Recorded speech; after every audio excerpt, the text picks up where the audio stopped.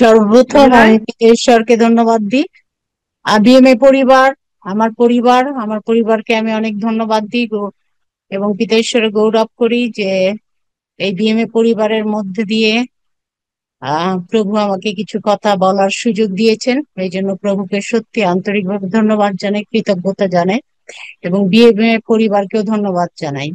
আমি আজকে যে বিষয়টি নিয়ে কথা বলবো তার আগে একটু বলতে চাই যে বিশ্বাসী প্রত্যেকটি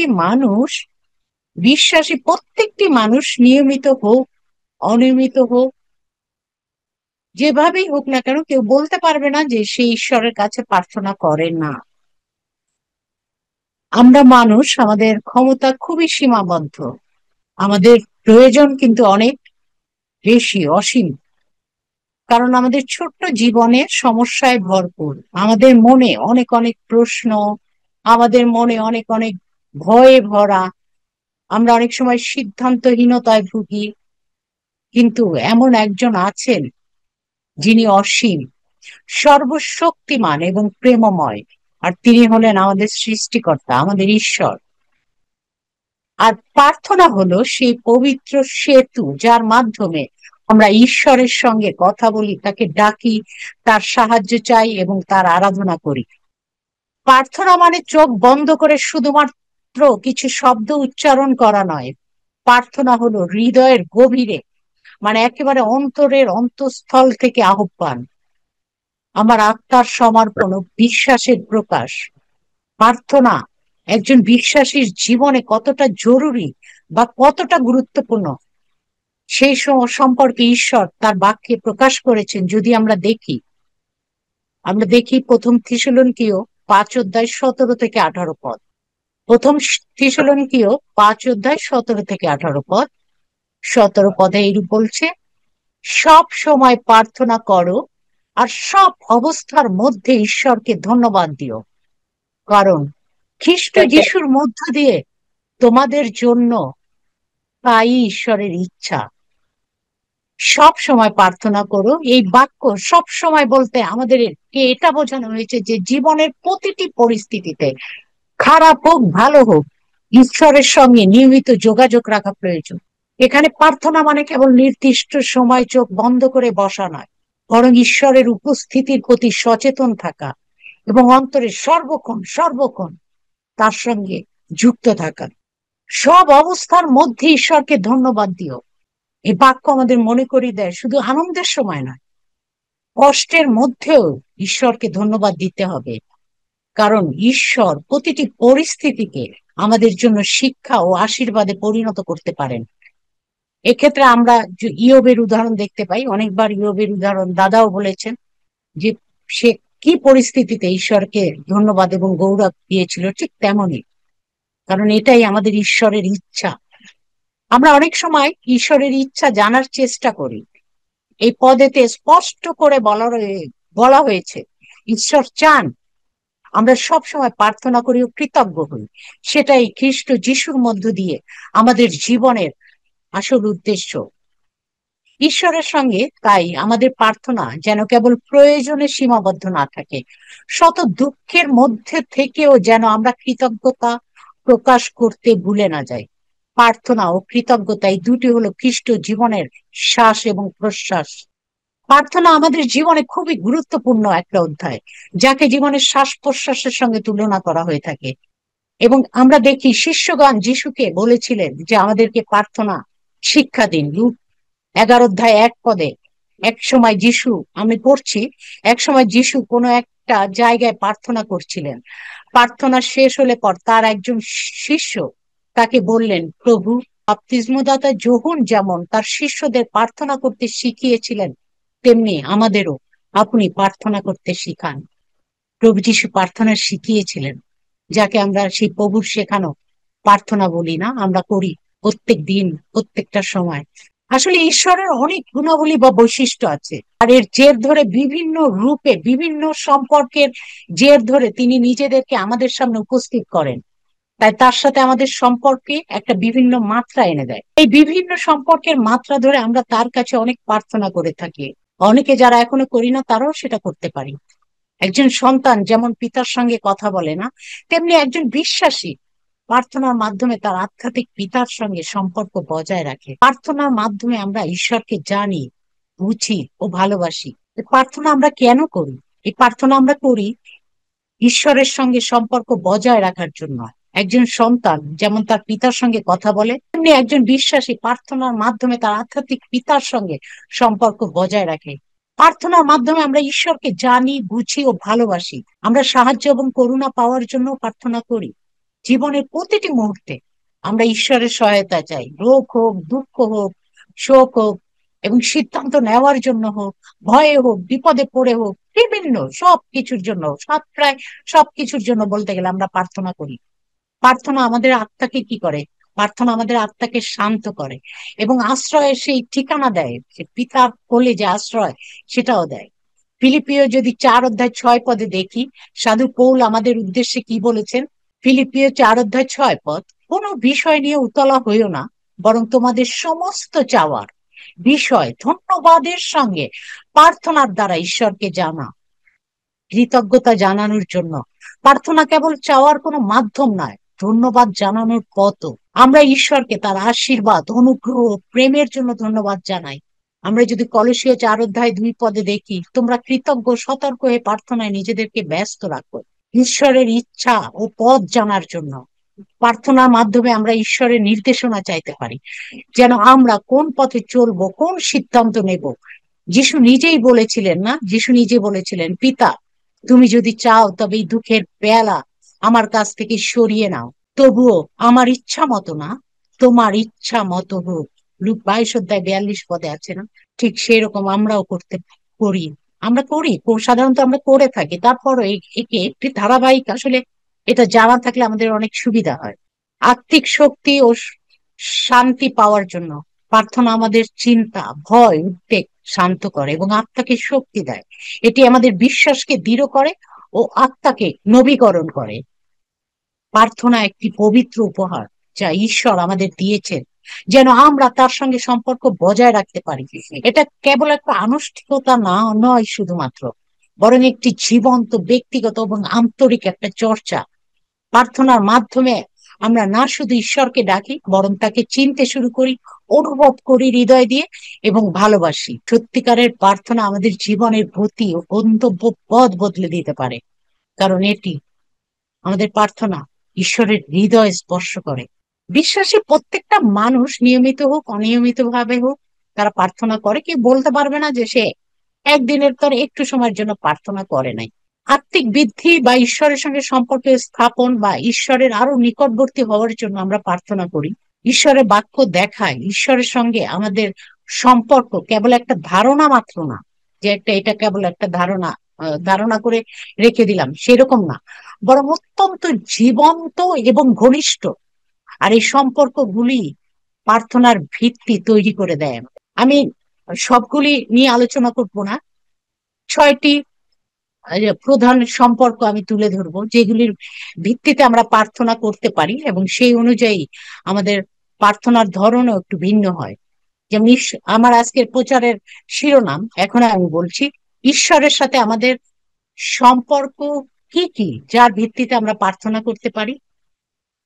ঈশ্বরের সাথে আমাদের সম্পর্ক কি কি, যার ভিত্তিতে আমরা প্রার্থনা করতে পারি। প্রথম যেটি এখানে এনেছি সেটা হলো সৃষ্টি ও স্রষ্টার সম্পর্ক। আমরা হলাম তার সৃষ্টি, পবিত্র ঈশ্বর হলেন আমাদের স্রষ্টা। আমাদের ঈশ্বর এমনই এক স্রষ্টা যে তিনি সময়, স্থান, পৃথিবী এবং আমাদের মানে পুরো মানুষ জাতির জীবনের প্রতিটি কণাকে, প্রতিটি বিন্দুকে সম্পূর্ণ তিনি সৃষ্টি করেছেন। আমরা সৃষ্টি, অর্থাৎ তার হাতে গড়া, তার নিঃশ্বাস ধারে এবং সম্পূর্ণভাবে তার উপরে নির্ভরশীল। কারণ বাক্য আমাদের এই কথা বলে, আদিতে ঈশ্বর আকাশমণ্ডল ও পৃথিবী সৃষ্টি করলেন না? তারপর গীত সংগীতা দেখি 139 অধ্যায় 13 পদে বলেছে, তুমি আমার অন্তর সৃষ্টি করিয়াছ, মায়ের গর্ভে তুমি আমার দেহের অংশগুলি একসঙ্গে গুনেছ।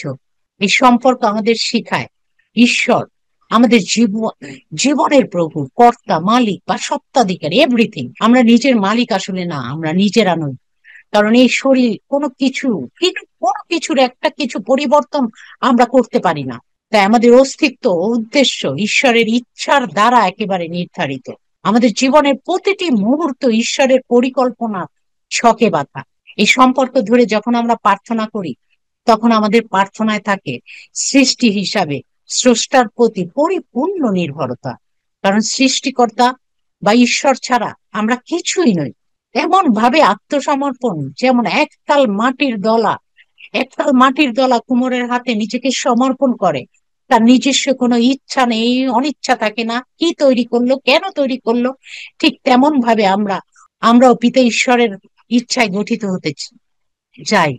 আমাদের প্রার্থনায় ঈশ্বরের প্রতি বিনয় ও তাকে গৌরব দেওয়ার বোধ থাকে। যেমন যিশায় 64 অধ্যায় 8 পদে যিশায় আমরা আত্মসমর্পণ দেখি। তিনি কি বলেছিলেন? হে সদাপ্রভু, তুমি আমাদের পিতা, আমরা মাটি, তুমি কুমার, আমরা সবাই তোমার হাতের কাজ। আমরা সর্বশক্তিমান এবং সমস্ত সৃষ্টিকর্তা হিসাবে স্বীকার করে তাকে ধন্যবাদ জানাতে পারি আমাদেরকে সৃষ্টির জন্য। এখানে তিনি আমাদের নিঃশ্বাস প্রশ্বাস দিয়ে বাঁচিয়ে রেখেছেন। আমাদের দুর্বলতার জন্য ধন্যবাদ এবং প্রতিটি সৃষ্টির জন্য ধন্যবাদ ও প্রার্থনা করতে পারি, কারণ তিনি আমাদের একমাত্র স্রষ্টা। তাই আমার শরীরের নির্মাণকর্তার উপর আমার শরীরের প্রতিটি বিষয়ের জন্য ধন্যবাদ ও প্রার্থনা করতে পারি, যেমন যিশাইও করেছিল। আমরা মাটি, তুমি কুমার, আমরা সবাই তোমার হাতে গড়া মাটির পাত্র। আমাকে তোমার উদ্দেশ্য অনুযায়ী গঠন করো। যখন আমি দুর্বল হয়ে যাই, মনে করিয়ে দাও আমি কেবল সৃষ্টি আর তুমি স্রষ্টা। তোমার শক্তি আমার ভরসা। তোমার সৃষ্টির মধ্যে তোমার মহিমা প্রকাশ করো। আমার জীবন হোক তোমার জন্য আরাধনা। তোমার গৌরবের জন্য আমি বাঁচি, হাঁটি এবং শ্বাস নেই। এই প্রার্থনা ও সম্পর্ক আমাদের যে জিনিসগুলো আমাদের মনে করিয়ে দেয়, আমি নিজেকে নিয়ন্ত্রণ করি না, ঈশ্বর করে।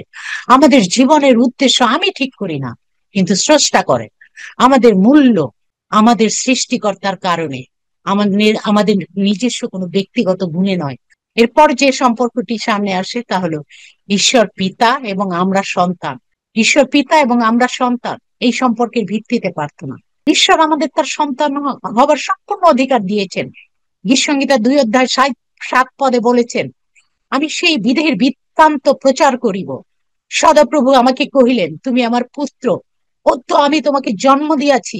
সুতরাং আমরা সেই পুত্র বা সন্তানের দাবিতে প্রার্থনা করতে পারি, কারণ একজন বাবার কাছে তার সন্তান কতটা আপন হয় আমরা তা জানি। আর একজন সন্তান যখন তার হৃদয়ের ভালোবাসা বাবার প্রতি প্রকাশ করেন, একজন বাবা কতটা খুশি হয়, আমরা যারা পিতা মাতা আছি তারা প্রত্যেকে সেটা ভালো করে বুঝি। আমরা যদি দেখি, রোমিও 8 অধ্যায় 15 পদে বলে, তোমরা তো দাসের মনোভাব পাওনি যার জন্য ভয় করবে, তোমরা ঈশ্বরের আত্মাকে পেয়েছো, যিনি তোমাদের সন্তানের অধিকার দিয়েছেন। সেই জন্যই আমরা ঈশ্বরকে আব্বা ও পিতা বলে ডাকি। সুতরাং আমরা ঈশ্বরের সন্তান হিসাবে ঈশ্বরের সাথে আমাদের আনন্দ দুঃখের কথা বলতে পারি। যখন দুর্বল, ক্লান্ত, অসহায় বোধ করি, আমরা পিতার কাছে আশ্রয় প্রার্থনা করতে পারি। ভুল করলে সন্তান হিসাবে পিতার কাছে এসে ক্ষমা ক্ষমা চেয়ে প্রার্থনা করতে পারি। যেমন সেই হারানো পুত্র তার পিতার কাছে প্রার্থনা করেছিল, পিত, স্বর্গের বিরুদ্ধে এবং তোমার সাক্ষাতে আমি পাপ করিয়াছি, আমি আর তোমার পুত্র নামের যোগ্য নই, তোমার একজন মজুরের মতো আমাকে রাখো। এ কথা বললে পিতা কি করবে? যখন আমরা পিতা ঈশ্বরের সন্তান হিসাবে আমাদের নিজস্ব ভবিষ্যৎ নিয়ে দুশ্চিন্তা গ্রস্ত হয়ে পড়ি, তখন পিতা ঈশ্বরের কাছে প্রার্থনা করতে পারি যেন তিনি তার পরিকল্পনা অনুসারে আমাকে চালিত করেন। আমাদের জাগতিক পিতারা সীমাবদ্ধ, কিন্তু আমাদের স্বর্গীয় পিতার কোনো সীমাবদ্ধতা নাই। সন্তান হিসাবে আমাদের প্রার্থনা ধন্যবাদ ও কৃতজ্ঞতাপূর্ণ হয়। আমাদের প্রতিটি জানতে অজান্তে আমরা পিতা ঈশ্বরের কাছ থেকে অনেক কিছু পেয়ে আসছি, সর্বোপরি তার প্রেম ও ভালোবাসা পেয়েছি। তাই পিতা ও সন্তান সম্পর্কটির প্রার্থনা আমাদের শেখায় আমরা ঈশ্বরের কাছে সাহস করে যেতে পারি, কারণ তিনি আমাদের পিতা। পিতা হিসাবে আমাদের প্রার্থনা শুনবেন এমন এক হৃদয় তার আছে, এটি একজন পিতার হৃদয়। তাই প্রার্থনা কেবল কর্তব্য নয়, পিতা ও পিতা ও সন্তানের সেই প্রেমের একটা সংলাপ। তারপরে যদি দেখি রাজা ও প্রজার সম্পর্ক, বাক্যে রাজা ও প্রজার সম্পর্কে এই কথা বলে গীতসংহিতায় যদি 95 অধ্যায় 3 পদে দেখি, আমাদের ঈশ্বর মহান ও সার্বভৌম ঈশ্বর, সকল দেবতাদের উপরে তিনি রাজা। তাই ঈশ্বর রাজা এবং আমরা তার প্রজা। এই সম্পর্ক ধরে ঈশ্বরের কাছে এসে প্রার্থনা করার মানে হলো ঈশ্বরের মহিমা ও তার কর্তৃত্ব স্বীকার করা, তার শাসনের প্রতি আনুগত্য প্রকাশ করা এবং তার রাজ্য ও ইচ্ছা প্রতিষ্ঠার জন্য আকুল হওয়া। এটি এমন একটা বিনয় প্রার্থনা যেখানে আমরা প্রভুকে আমাদের রাজা হিসাবে মানি এবং নিজেকে তার প্রজার মতো দিনহীন ভাবে তুলে ধরি। গীতসংহিতা 24:10 বলে, কে এই গৌরবের রাজা? সর্বক্ষমতার অধিকারী সদাপ্রভুই গৌরবের রাজা, অর্থাৎ তিনি পরাক্রমে মহাপরাক্রমশীল আমাদের রাজা। তাই মথি 6:10 অনুসারে প্রভুর যে শেখানো প্রার্থনায় আমরা বলি, তোমার রাজ্য আইসুক, তোমার ইচ্ছা পূর্ণ হোক। প্রকাশিত বাক্য 19:16 এই কথা বলে। আর তাহার পরিচ্ছদে ও উরুদেশে এই নাম লেখা আছে, রাজাদের রাজা ও প্রভুদের প্রভু। এই পদগুলি আমাদের দেখায় যে ঈশ্বর শুধু ইসরায়েলের রাজা নন, বরং বরং সমগ্র বিশ্ব, প্রতিটি হৃদয়, সমস্ত কিছু তিনি একজন সার্বভৌম রাজা। আমরা ঈশ্বরের কাছে আমাদের রাজা হিসাবে এবং আমরা প্রজা হিসাবে প্রার্থনা জানাতে পারি। রাজাকে শ্রদ্ধা জানিয়ে তার উপাসনা বা আরাধনা করি, কারণ তিনি আমাদের রাজাধিরাজ, সকল জাতি শাসকদের মহা উপরে উপরে উপরে আরো অনেক উপরে, যা গোনা জানা সেই উপরে তার স্থান। এইভাবে ঈশ্বরকে রাজা হিসেবে গৌরবান্বিত ও মহিমান্বিত করতে পারি।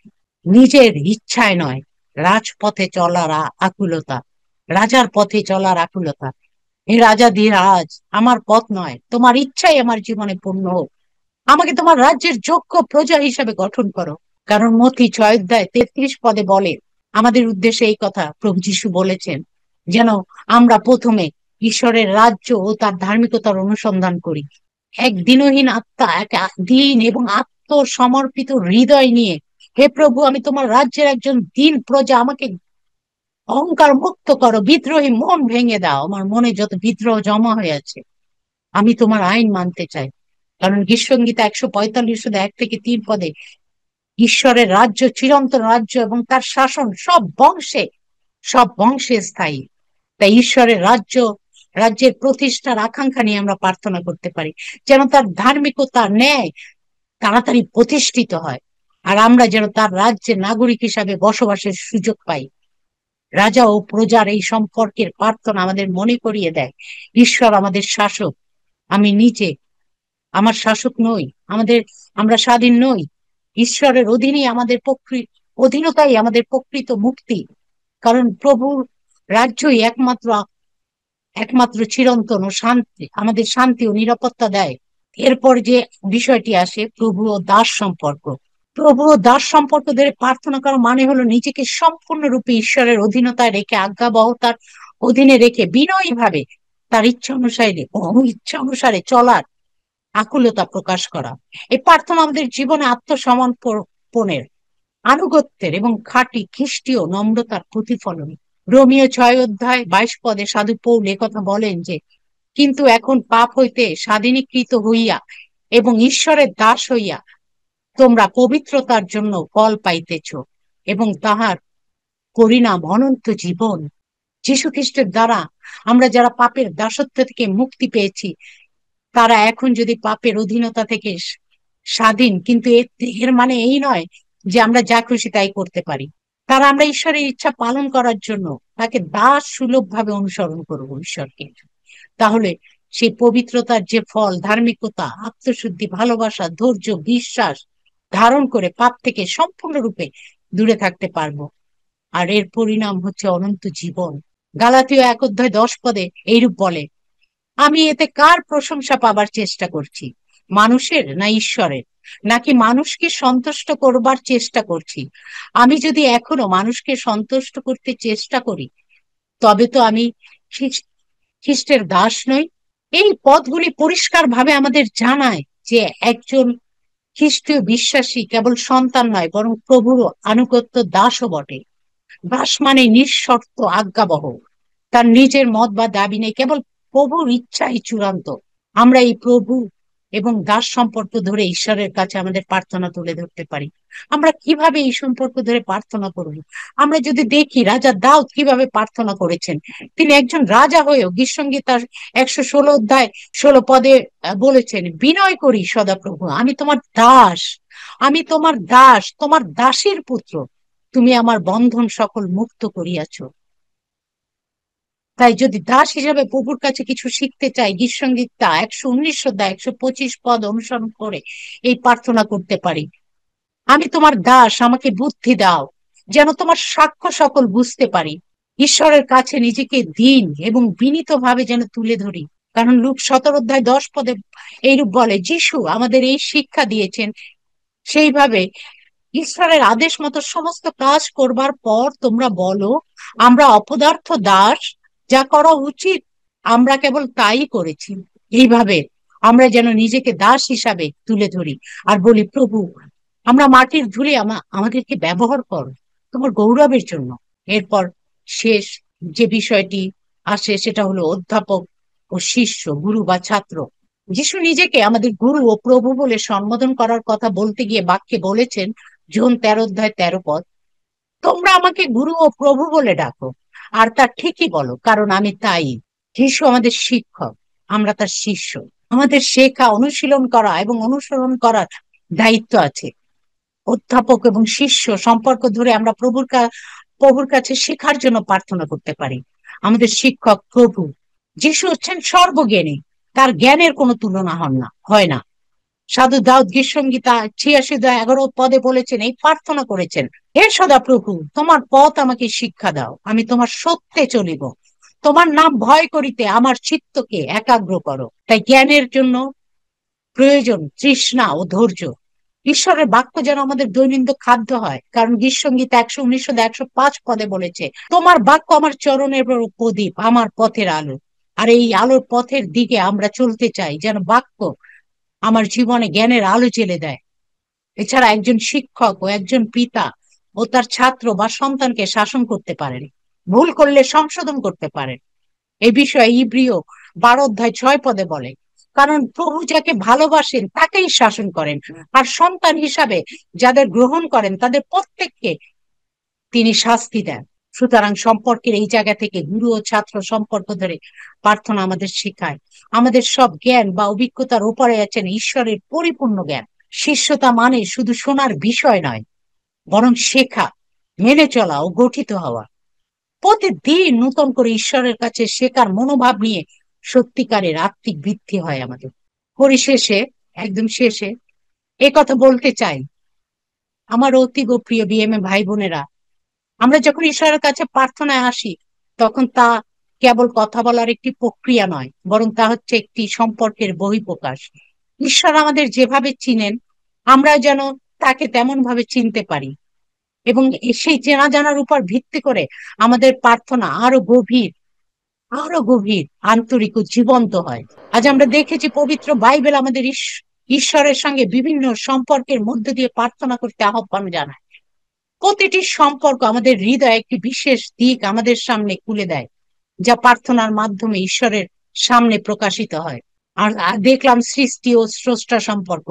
এই সম্পর্ক আমাদের মনে করায় কেবল আমরা কেবল মাত্র ধূলিকণা, অথচ ঈশ্বর আমাদের ভালোবেসে সৃষ্টি করেছেন। তাই আমরা কৃতজ্ঞ মন নিয়ে বলি, হে স্রষ্টা, তুমি ছাড়া আমি কিছুই নই, আমাকে গঠন করো, পরিচালনা করো, তোমার উদ্দেশ্য পূরণে ব্যবহার করো। পিতা ও সন্তান সম্পর্কের মধ্যে থাকে ভালোবাসা, প্রেম। এখানে আমরা ঈশ্বরের কাছে যাই সাহস ও নির্ভরতায়।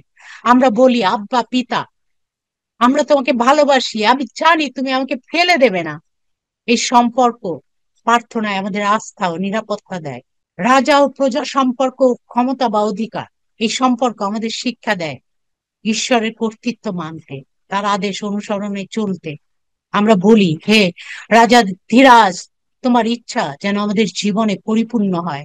আমি তোমার রাজ্যের একজন অনুগত নাগরিক হতে চাই। প্রভু ও দাস সম্পর্ক, অনুগ্রহ, দয়া। এখানে আমরা বিনয়ের সঙ্গে বলতে পারি, আমি দাস, তুমি প্রভু, আমি জেনে বুঝে তোমার অধীনে থাকি, আমার জীবনের মালিক সম্পূর্ণ তুমি, আমি কেবল তোমার আজ্ঞাবহ দাস।